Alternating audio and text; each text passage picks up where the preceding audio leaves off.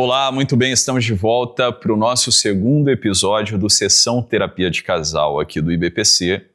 E você é o nosso convidado especial de hoje para assistir aqui mais um caso do nosso Sessão de Terapia de Casal. Para quem não sabe, estamos de volta com Sessão Terapia, agora Sessão Terapia de Casal, beleza? Já tivemos o primeiro episódio e hoje estamos de volta aqui para o nosso segundo caso. Beleza? Então, se você está acompanhando, não deixa de curtir aqui o vídeo, se inscrever no canal e comentar também, deixa seu comentário aqui do caso dos casos que nós estamos abordando no Sessão Terapia de Casal. E também, se você, no caso, quiser mandar o teu caso para o Sessão Terapia de Casal, o link do formulário está aqui na descrição do vídeo. Beleza? Eu sou o Thiago Andrade Vieira, psicólogo clínico de formação, fundador do Instituto Brasileiro de Psicologia Clínica e da primeira Clínica Popular de Psicoterapia online, tá certo? Então aqui embaixo na descrição do vídeo vai ficar tanto o nosso formulário, tá? Caso você queira expor a tua situação aqui e ter a sorte de ser contemplada no Sessão Terapia, ou contemplado no Sessão Terapia, e também o link de inscrição para a nossa pós-graduação em Psicoterapia de Casal aqui do IBPC. Beleza? Vamos lá então para o nosso caso de hoje. Vamos lá. O nosso caso de hoje. Vamos dar um nome fictício para essa nossa paciente, tá bem? Vamos chamar ela de Cleópatra, beleza? Então, o caso da Cleópatra. Cleópatra é uma mulher do sexo feminino, beleza? De 39 anos de idade, 1,65 m de altura, de 65 quilos. Tá? Ela reside em Maceió, Alagoas. Ela começou 2 faculdades e não concluiu. Ela é vendedora, estado civil divorciada, religião católica, mora com 3 filhos.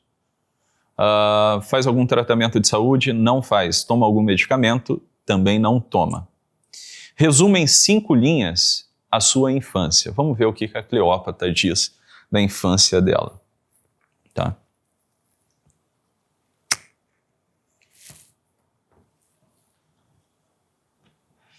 Ela diz o seguinte: meus pais se divorciaram quando eu tinha 5 anos. Minha mãe não quis cuidar dos filhos, eu e meu irmão. Ficamos então com meu pai, que cuidou sozinho por um tempo de nós 2. E dentro de suas limitações foi um ótimo pai. Casou-se novamente, mas não fez uma boa escolha. Madrasta 8 anos apenas mais velha que eu. Imatura e ciumenta. Sou fleumática. Digo que minha infância foi de solidão e no ritmo dos outros. Parentes e poucos amigos. Sentia muita saudade do colo da minha mãe. Que triste, hein, cara? Foda isso, hein? Acredito que isso tenha deixado em mim um traço de carência, não tenho dúvida. Muito triste. Muito bem, esse daqui é o resumo, né, da infância dela, né, que a gente coloca aqui só 5 linhas para ter uma noção, tá certo? Da construção ali a nível egóico do que aconteceu na infância e como a Cleópatra narra a infância dela. Muito bem. Resume em até 10 linhas o problema que você gostaria de resolver. E aí ela diz: queria me curar da carência, ganhar dinheiro, encontrar alguém. Tiago, casei aos 19 anos. Só para sair de casa. Casei não, fui morar junto. Casamos, entre aspas, 10 anos depois, por insistência minha. Vivíamos em um relacionamento distante, era eu e as crianças, e ele, vez em quando. Ele é o pai dos meus 3 filhos. Houve traição da parte dele. Brigas, altos e baixos, até que encontrei um antigo namorado que pareceu preencher meu sonho de adolescente. Traí, separei e fui viver esse relacionamento fracassado. Essa pessoa também me traiu. Deixei.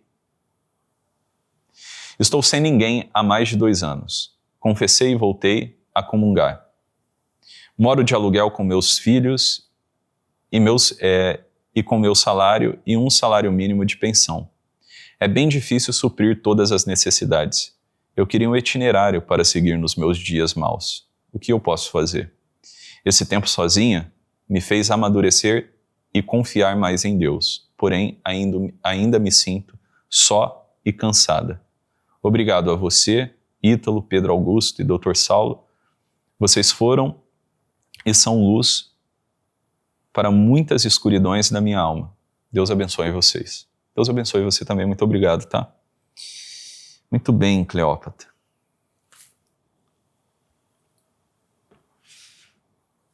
Vamos lá. Vamos tentar colocar os pingos nos is aqui? Vamos.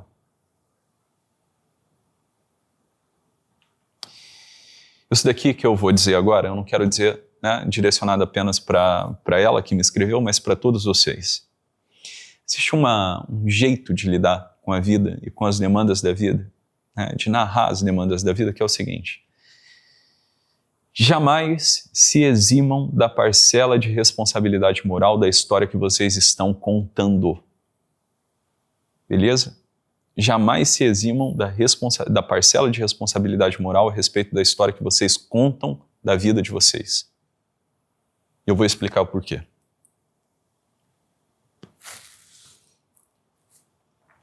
A gente tem uma tendência, tá? Primeiro, uma tendência ruim, né, que traz uma série de confusão, uma série de confusões mentais na nossa cabeça, que é o seguinte: a gente acha que a nossa história é a história do que aconteceu com a gente, e não a história ativa, não a história dos nossos atos deliberados. Então aqui eu já gostaria de deixar muito claro: a tua história, ela é a história do que você fez conscientemente. Essa é a tua história.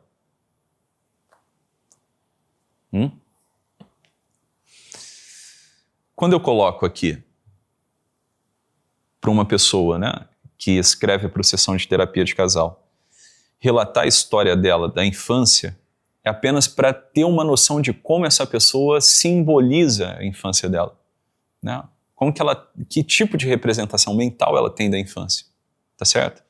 Que tipo de representação mental ela tem a respeito dela mesma, tá? Como ela narra isso. Mas a história da infância é uma história desprezível, tá? Ao mesmo tempo. Por que é uma história desprezível? Porque ela não é a nossa história. A nossa história é a história dos atos deliberados e conscientes. Essa é a nossa história. Aquilo que acontece com a gente não escolhe. Então, portanto, né? Prestem atenção, portanto, as coisas que acontecem com a gente não é a nossa história. É a história do que acontece com a gente, do que aconteceu com a gente. A nossa história é a história do que nós fazemos com aquilo que nos acontece. Essa sim é a nossa história. Tá claro? Então veja bem. Dito isso, tá? Prestem atenção a partir de hoje em como você vai contar a sua história. Quando você conta a história da sua infância, eu nasci no lugar tal, sou filha do fulano de tal, do ciclano de tal, etc. e tudo mais. O que você está fazendo aqui? Você está contando a história do que te aconteceu. Essa não é a tua história, essa é a história do teu pai, da tua mãe. Mesmo que você tenha um trauma de infância, né, uma situação que você de repente passou na infância, que é uma situação traumática, uma vivência traumática, veja bem, vamos pegar aqui o trauma do abuso sexual, né, que é algo muito frequente até no Brasil, infelizmente. Quando você conta a história do teu trauma de abuso sexual, tá? Você está contando a história do abusador, porque é ele que está agindo ativamente ali, não você. Essa não é a tua história. Dá para entender? Essa não é a tua história. E por que é doloroso contar a história de um trauma de abuso sexual? A história de uma infância ruim, de uma infância traumática? Por que é? Porque você está contando a história de uma pessoa má. Essa não é a tua história. Dá para entender ou não? Assim, eu fui abusado, um exemplo, fui abusado na infância, beleza? O meu tio, não sei o quê, né, o vizinho, pá. Eu tô contando a história do vizinho, eu tô repetindo a história de um filho da puta. Eu tô perpetuando a história de uma pessoa má, tá? Aqui, na minha narrativa. Não pode, galera. Não pode. A nossa história não é a história do que acontece com a gente, mas do que a gente faz com o que acontece com a gente. Beleza? Então, dito isso, né, prestem atenção em como vocês vão contar a história de vocês daqui para frente. Tá bem? Muito bem, Cleópatra. Veja, tá?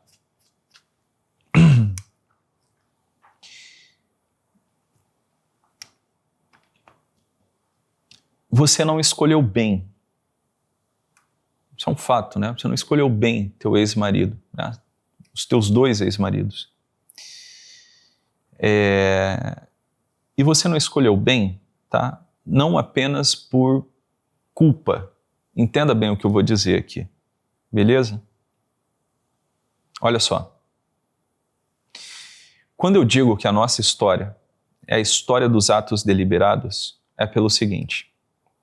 Tudo bem, você deliberou casar, você quis casar com fulano de tal, com ciclano de tal. Mas qual era, né, o teu nível de consciência, de conhecimento, tá? De horizonte mesmo, de consciência a respeito do que você estava fazendo?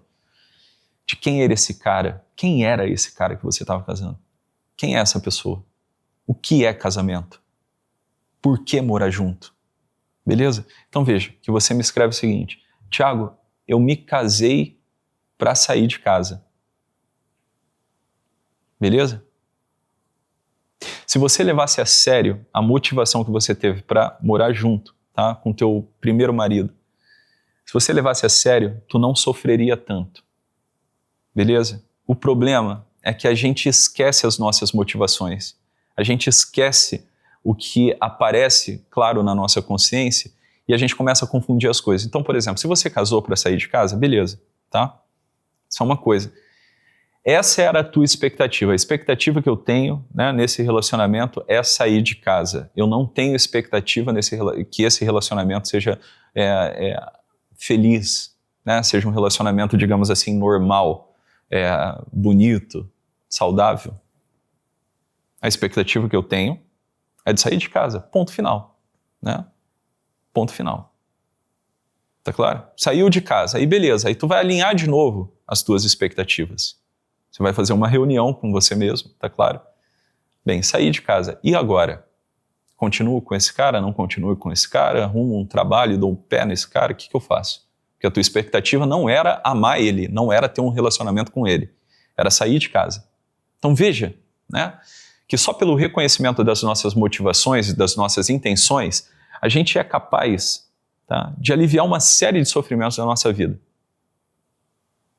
Uma série de sofrimentos. Porque muitos sofrimentos, tá, que aparecem no nosso peito, por assim dizer, eles são causados por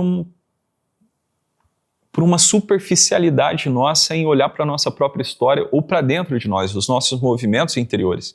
Então, olha, eu casei para sair de casa, eu me juntei com esse tralha para sair de casa, ponto final, beleza? Agora, no percurso tu foi se confundindo. Tá bem? No percurso tu vai se confundindo. E tudo isso por quê? Por culpa tua? Não, não só culpa tua. Beleza? Não é só culpa tua. Entenda culpa como responsabilidade moral, não culpa, né, em outro sentido. Tá certo? Não foi só culpa tua. Tá? O ambiente aqui, a cultura no nosso país, ela não ajuda a gente a ter dimensão das coisas, do que é a vida, não ajuda a gente a ter clareza das coisas, beleza? Sobretudo a respeito de relacionamento, de casamento.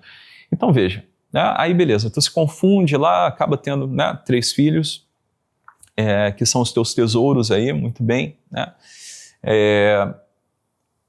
E o relacionamento, obviamente, não tem como ir bem, né, nesse itinerário, que a motivação não era de amá-lo, de conhecê-lo, de viver junto com ele, mas de sair de casa.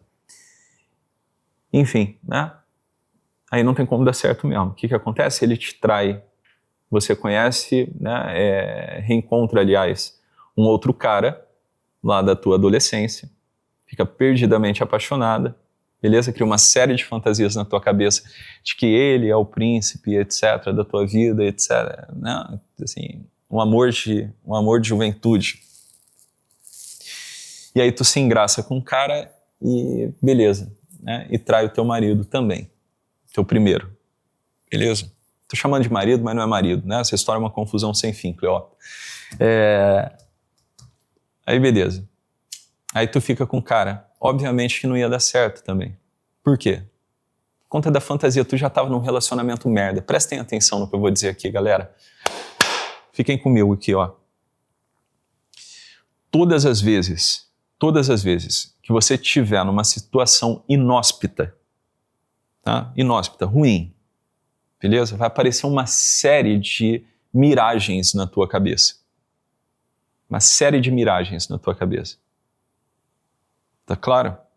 E se você não tem uma resistência para lidar com uma situação inóspita, ruim, beleza? Se você é uma pessoa muito sensívelzinha, tá? Que não consegue olhar com um pouco mais de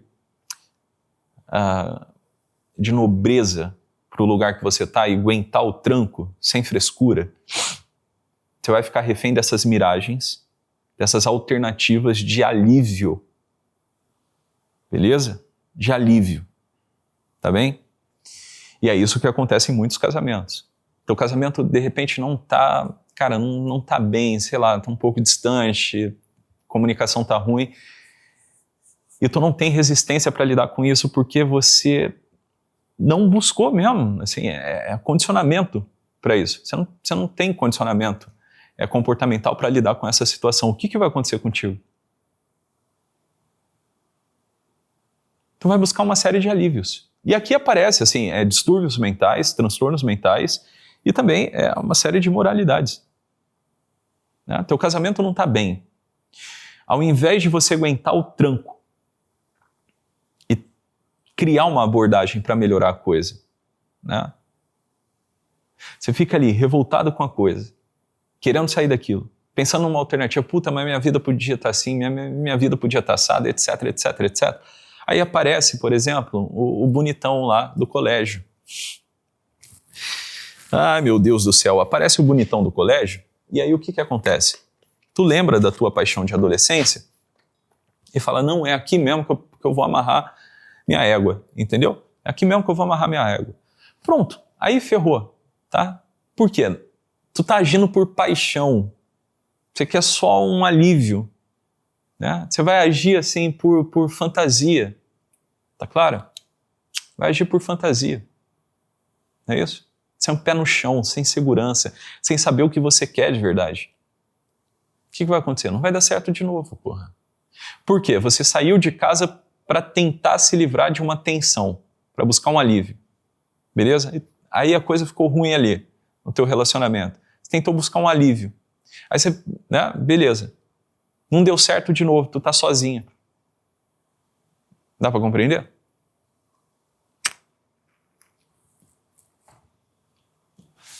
Foda, né? Claro, assim, para mim, teus casamentos não são válidos, mesmo que você tenha se casado na igreja, né?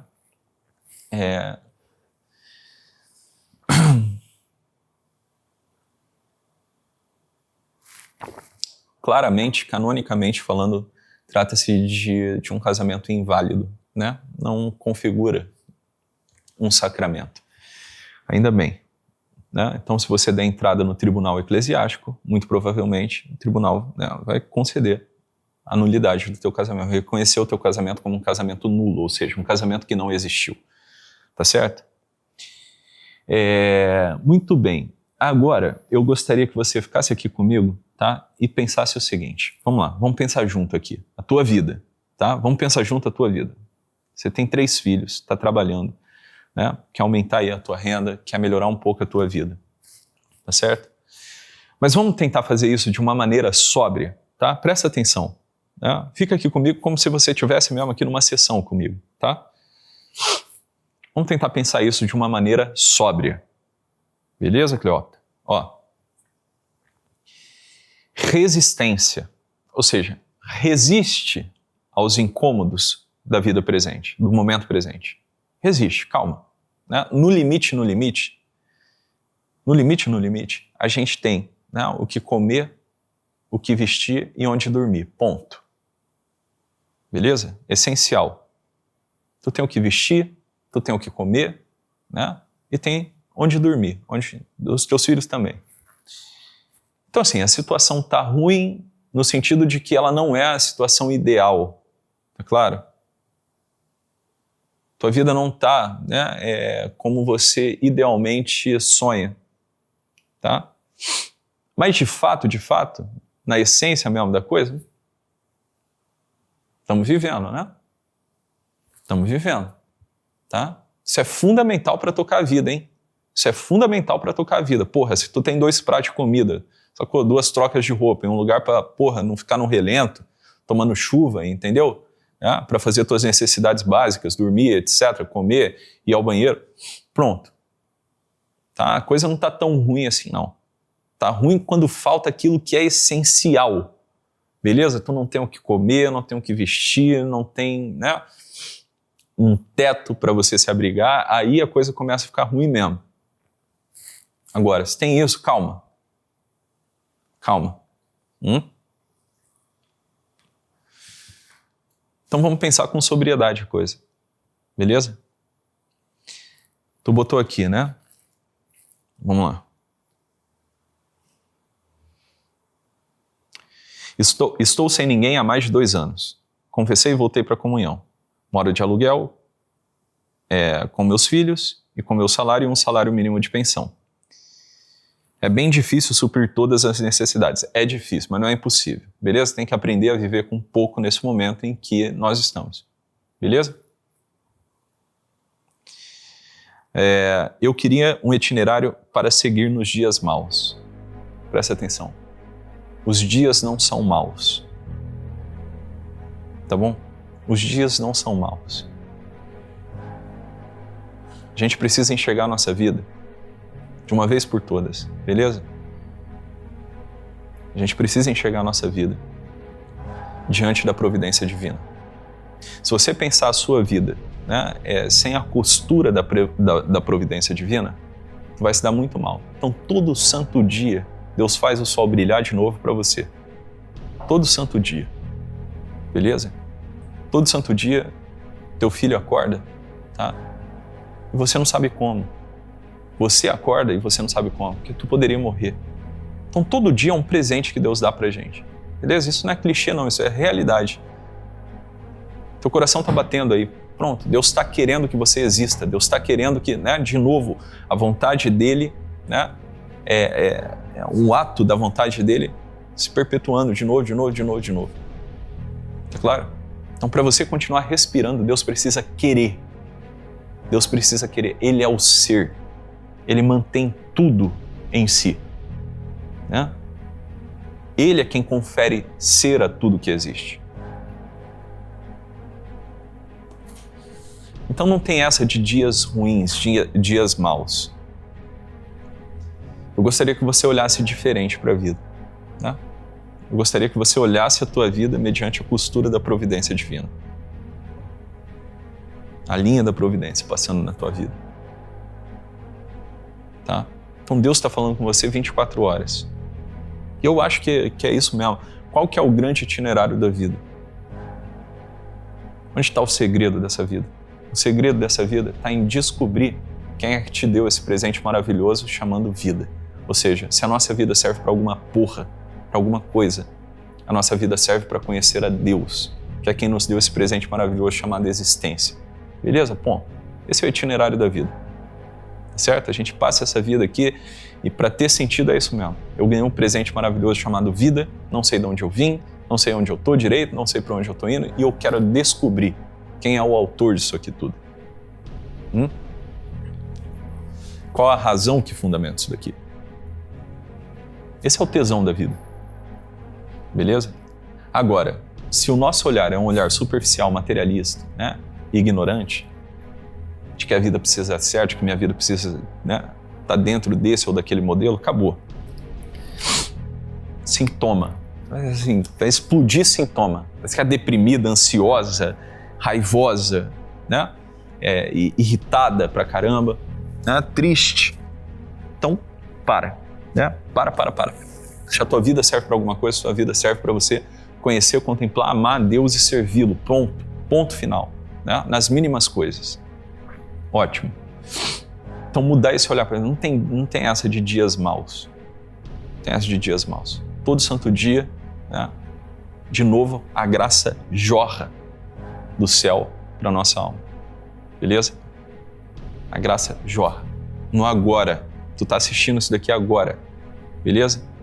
No limite, se você não é batizado, se você não está em estado de graça, tá? Deus está batendo na porta do teu coração pela graça suficiente, né? Pela graça suficiente. Deus está batendo ali, ó, na porta do teu coração querendo entrar. Então, todo santo dia, segundo após segundo, Deus está falando com a gente. Tá claro? Então, não se negue a esse movimento da providência. Não se negue. Nos pequenos detalhes, Ele está falando com a gente. Dá para compreender? Ótimo. O resto, tu vai fazer com calma. Tá bem? Vai fazer com calma. Então, tu tá com 39 anos, é isso? Deixa eu ver aqui. 39 anos. Eu vou ser muito franco com você. Muito franco contigo, tá? Tu tá com 39 anos e não dá pra gente brincar mais, tá? Daqui a pouquinho tu não dobra mais a idade, né? Presta atenção. Perca as tuas fantasias nessa porra de relacionamento, tá bom, ô Cleópatra? Perca as tuas fantasias.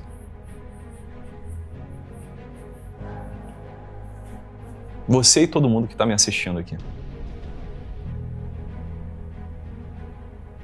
Perder as fantasias numa vida de novela, num relacionamento de novela. Dá pra entender? Essas fantasias bobinhas, assim, do relacionamento, aquela coisa assim, eu quero achar alguém que me complete. Eu preciso achar alguém, eu preciso me casar. Porra, de onde vocês tiraram? Não precisa casar. Tá entendendo? Pô, Thiago, mas isso é muito duro. Não, meu filho, isso não é muito duro, isso é a realidade, porra. Isso é a realidade. Se você entra num relacionamento assim, cheio de fantasia, porra, tua vida vai virar uma confusão, filho. Vai virar uma confusão. Essa porra vai ocupar energia, uma energia mental sua. Tu não imagina, entendeu? Porra, vai trabalhar mal, entende? Vai ficar com a cabeça cheia de merda. É confusão, frustração, preocupação, entende? Treta, divórcio, litígio, guarda de filho. Pelo amor de Deus, porra. Pelo amor de Deus, vocês precisam entrar assim, ó. Quem tiver aí namorando, noivado, né? Tá noivo, tá pra casar, puta que pariu, perca tuas esperanças, faz essa porra por Deus, entendeu? E não por uma fantasia boba. Uma fantasia boba, novelesca. Entende? A vida serve pra quê? Pra trabalhar, porra, pra se santificar. Esse é o único sentido dessa porra.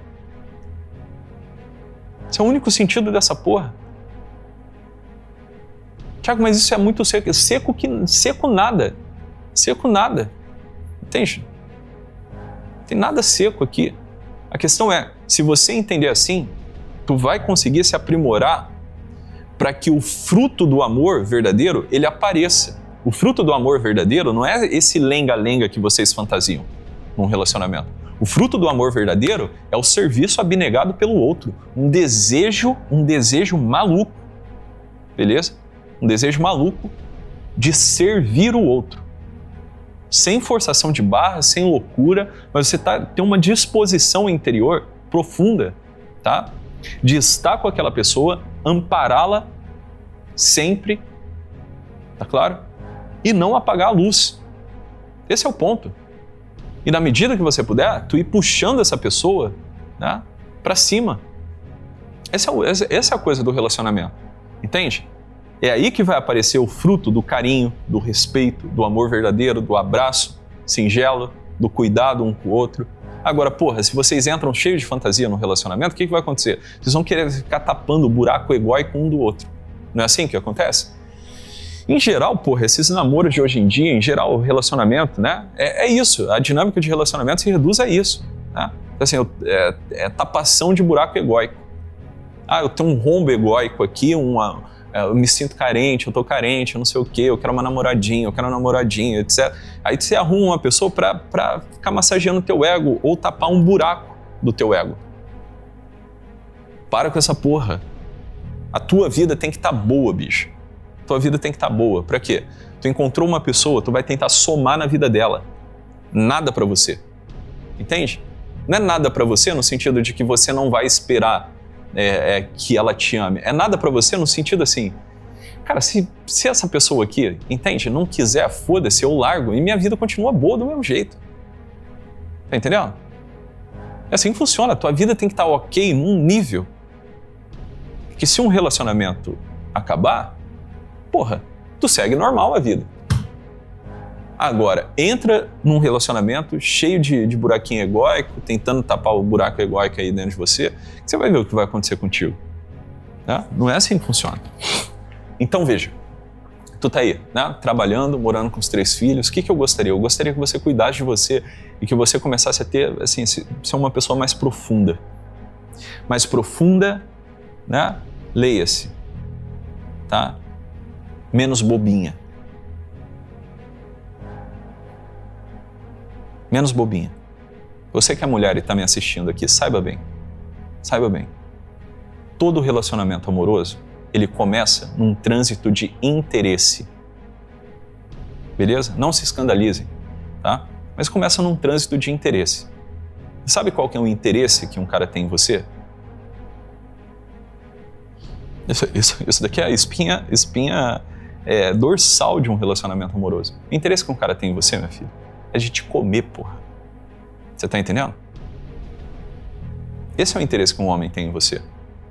Ah, Tiago, mas nossa, mas ele é tão bom pra mim. Ele é tão bom pra você? Assim, beleza. Mas ele resolveu esperar, ele resolveu fazer castidade, ele resolveu tudo isso porque um dia tu vai dar pra ele, porra. Você tá entendendo? Um dia ele vai querer aquilo lá. Ora, ele tem um interesse em você. Beleza? Às vezes vocês são muito bobinhas. Vocês ficam assim, ai, nossa, mas o rapaz aqui é um bom homem, ele é cristão, ele não sei o quê, ele é trabalhador, etc. Mas ele quer uma coisa específica que você tem. Beleza? Essa é a espinha dorsal do casamento, né? Inclusive, por que uma pessoa se casa? Qual é a espinha dorsal do casamento monogâmico? É o relacionamento sexual, meu Deus do céu. A relação conjugal. Beleza? Então, quando você começa a conhecer alguém e fantasia um monte de coisa na tua cabecinha de mulher, tá? Você tá maluca. Assim, vai se dar mal. Não é isso? Você também tem um interesse no cara. Você já se apaixonou por algum mendigo na rua? Não. Por quê? Porque o mendigo não tem porra nenhuma pra te oferecer, pô. Tá entendendo? Você não tem interesse no mendigo, por quê? Porque não tem nada para te oferecer. Ai, nossa, mas e o amor verdadeiro? Então, se fosse amor verdadeiro, caridade verdadeira, pega o mendigo e bota dentro da tua casa e cuida dele. Entende? Então, todo relacionamento amoroso, ele começa num trânsito de interesse. Então, não se iluda. Entendeu? Não se iluda com homem. E você que é homem, não se iluda com mulher também, meu filho. Tá certo?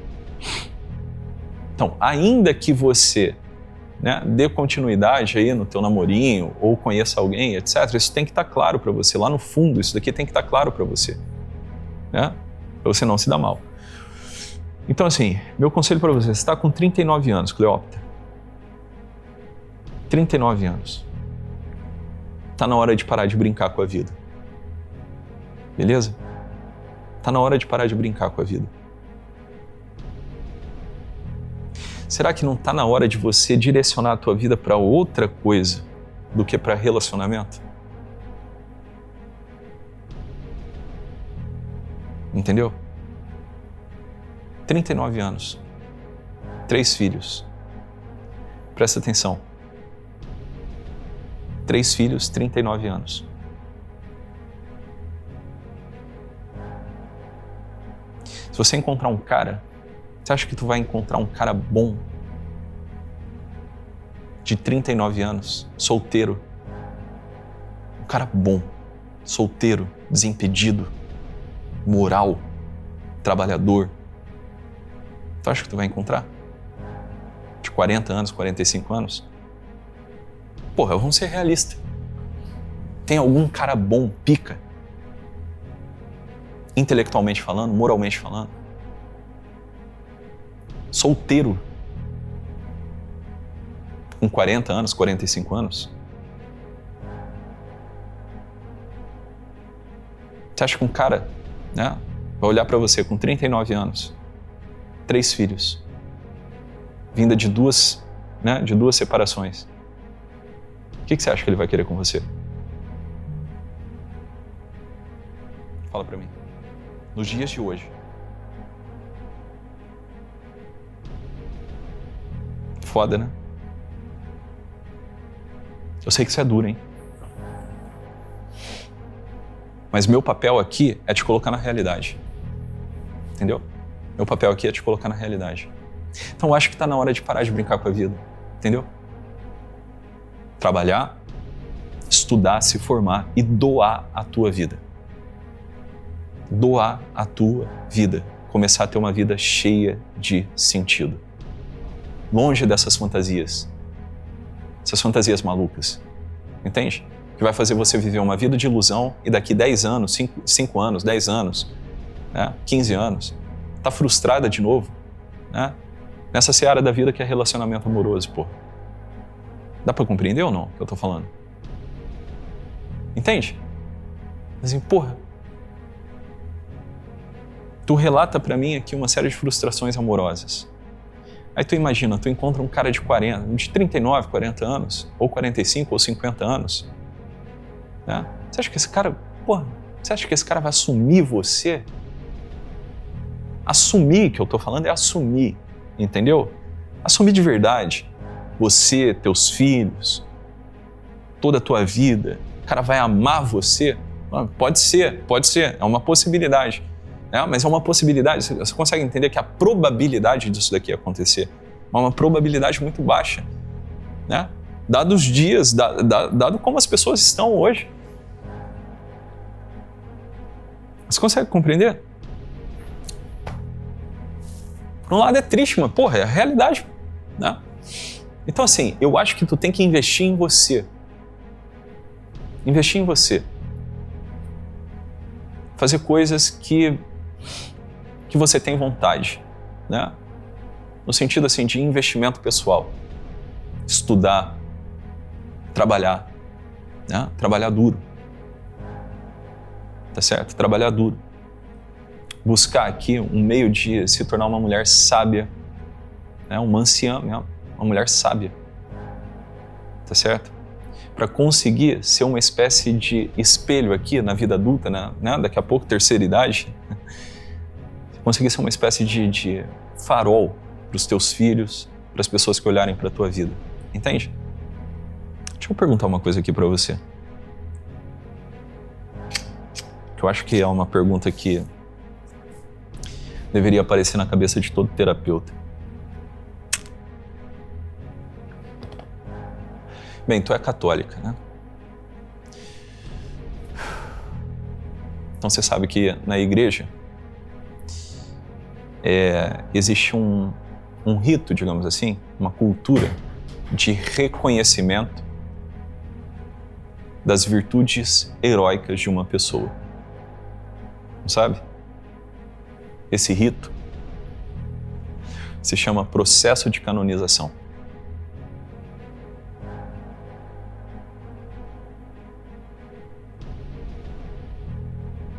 Em algum momento apareceu na tua cabeça que você pode ser santa?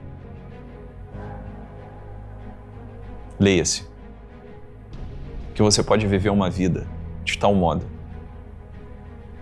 que você, entre aspas, obrigue as pessoas a reconhecerem as tuas virtudes heróicas e todo o bem que você fez.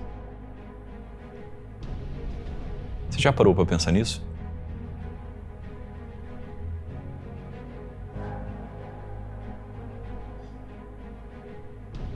Vamos colocar aí que daqui mais uns 40 anos, tu chega ao fim dessa vida e a segunda metade da tua vida foi uma vida heróica. Mas uma vida heróica num nível extraordinário. Você nunca parou para pensar nisso? Que daqui talvez uns 50 anos, 60, ou talvez daqui uns 40 mesmo, logo após a tua morte, se tu viver até uns 80, teu rosto pode estar estampado na sacada da Basílica de São Pedro. Tu nunca parou para pensar nisso?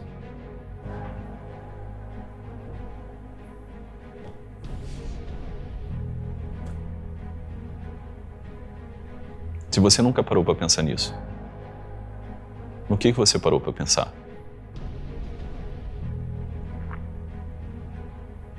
Entende?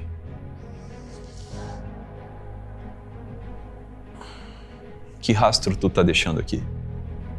É isso que eu gostaria. Essa sementinha aqui, esse ponto de interrogação que eu gostaria de plantar dentro de você. 39 anos. Que rastro tu vai deixar?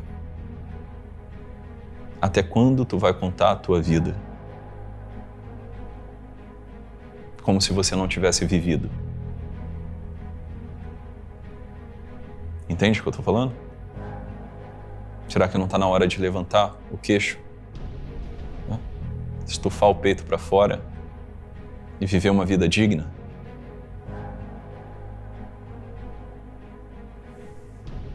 Com intencionalidade, se tornar uma mulher nobre, magnânima. Será que não está na hora de perseguir isso todo santo dia? Se levantar da cama,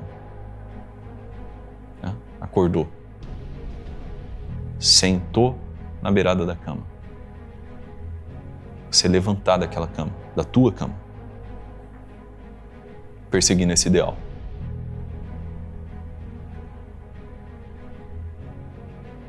Hoje é o dia da minha morte. Hoje eu vou viver como se fosse o último dia, dando tudo de mim, com firmeza, unida a Deus, doar a vida. Compreende? Será que não está na hora de viver assim?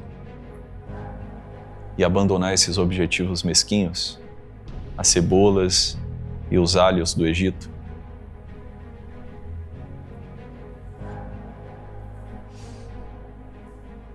Pensa nisso. E depois você volta aqui e me conta.